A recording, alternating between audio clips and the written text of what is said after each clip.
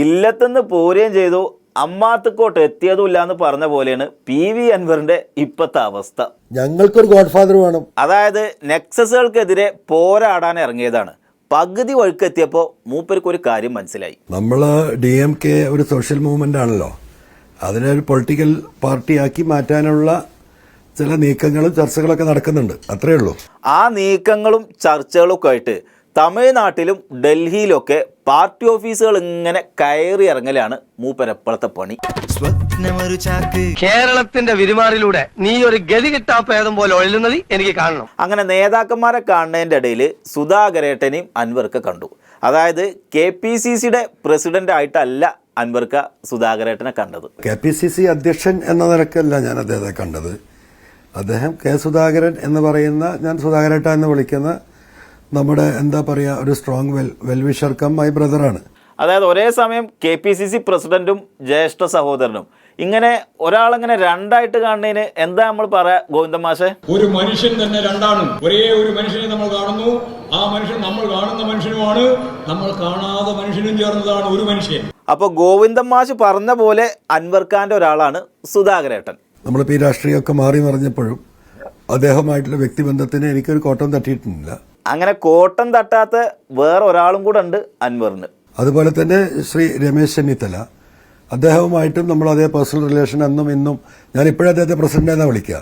കാരണം അദ്ദേഹത്തെ state youth കോൺഗ്രസിന്റെ പ്രസിഡന്റ് ആകുന്ന സമയത്ത് മലപ്പുറം ജില്ലാ വൈസ് പ്രസിഡന്റ് ആയിരുന്നു അദ്ദേഹം. കാസർഗോഡ് നിന്ന് തിരുവനന്തപുരത്തേക്ക് നടത്തിയ വാഗ്ദത്ത തൊഴിലെവിടെ എന്ന് ചോദിച്ചിട്ട് നാനാർ ഗവൺമെന്റിനെതിരെ നടത്തിയ 45 ദിവസം നീണ്ടുനിന്ന ആ കാൽനട പ്രചരണ ജാഥയിൽ അദ്ദേഹത്തോടൊപ്പം പങ്കെടുത്ത അദ്ദേഹത്തിന്റെ ഒരു ശിഷ്യൻ എന്ന നിലക്ക് അദ്ദേഹത്തോടൊപ്പം അന്നും ഇന്നും ഞങ്ങളൊക്കെ K കരുണാകരന്റെ കൂടെ ആയിരുന്നു ഉണ്ടായിരുന്നത്. ആ നിലക്കുള്ള അദ്ദേഹമായിട്ടുള്ള വ്യക്തിബന്ധം അതിപ്പോഴുണ്ട്. അദ്ദേഹം ഉണ്ടായിരുന്നു കേരള ഹൗസിൽ, അദ്ദേഹത്തെ കണ്ടിരുന്നു. ഈ രണ്ട് ബന്ധങ്ങളും വിടാതെ സൂക്ഷിക്കുന്ന അൻവറിനെ വീക്ഷിച്ചുകൊണ്ടിരിക്കുന്ന മൂന്നാമത്തെ ഒരാളുണ്ട് അവിടെ. ഞാനാണ് UDF ചെയർമാൻ, എനിക്കറിയില്ല. അതെ, അപ്പോ ചെയർമാൻ അറിയാതെ അൻവർ UDFക്ക് കയറുമോ?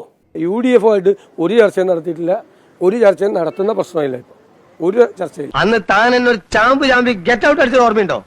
ഇപ്പൊ ഞാൻ എന്നോട് പറയുന്നു ഗെറ്റ് ഔട്ട്. അപ്പൊ അൻവർക്ക് ആ വാതിലിന്റെ കാര്യം ഏകദേശം തീരുമാനമായി. ഇനിയിപ്പോ വേറെ വല്ല ഓപ്ഷനും ഉണ്ടോ? We have lot of options. ഏത് നക്ഷത്രം വേണം, അതെങ്ങനെ വേണം എന്ന് ഞങ്ങൾ തീരുമാനിച്ചാൽ മതി. അല്ല, ഈ തമിഴ്നാട്ടിലെ നക്ഷത്രം സ്റ്റാലിന്റെ കൂടെ കൂടാൻ പോയിട്ട് അതെങ്ങനെ ബ്ലോക്ക് ആയത്? ആ ആലോചനയാണ് ഇപ്പോൾ പിണറായി നേരിട്ടിടപെട്ട്, പ്രത്യേകിച്ച് ഇപ്പോൾ വിജയുടെ പാർട്ടി കൂടി വന്നപ്പം അവരും ചെറിയ കൺഫ്യൂഷനിലാണ്. CPM അവരുടെ ഘടകകക്ഷിയാണ്. ആ ഘടകകക്ഷി എന്ന നിലക്ക് അവർക്ക് നാളെ ഒരു എതിർപ്പുണ്ടാകുന്ന ഒരു തീരുമാനം എടുക്കുമ്പോൾ തമിഴ്നാട്ടിൽ അവർക്ക് പ്രശ്നങ്ങളുണ്ട്. ശരി, അപ്പൊ കാര്യം മനസ്സിലായി. അല്ല, ഇനിയിപ്പോ ഏത് വാതിലാ നമ്മൾ പോയി മുട്ടുക? ഇപ്പൊ ഇനി തൃണമൂലിനെ പോലെയുള്ള ഒരു പാർട്ടിയുമായിട്ടാണ് ഞങ്ങൾ തീരുമാനം ജോയിൻ ചെയ്ത് പോകുന്നെങ്കിൽ അതൊരു ആന്റി കമ്മ്യൂണിസ്റ്റ് കൂടിയാവും. അതിന്റെ ഉത്തരവാദി ഞാനല്ല. അതിന്റെ ഉത്തരവാദി ആരാ? അങ്ങനെയാണ് തീരുമാനം വരുന്നതെങ്കിൽ അത് പിണറായിയാണ്. പിണറായി വിജയൻ ഉത്തരം പറയേണ്ട ലിസ്റ്റിക്ക് അൻവർ ഖാന്റെ ഈ മുന്നണി പ്രവേശനം കൂടെ കൂട്ടിച്ചേർക്കേണ്ടതാണ്. അൻവർ ഖാന്റെ പുതിയ മുന്നണി പ്രവേശനങ്ങൾ ദിവസേന ഉണ്ടാകുമെന്ന പ്രതീക്ഷയിൽ തൽക്കാലം നിർത്തുന്നു.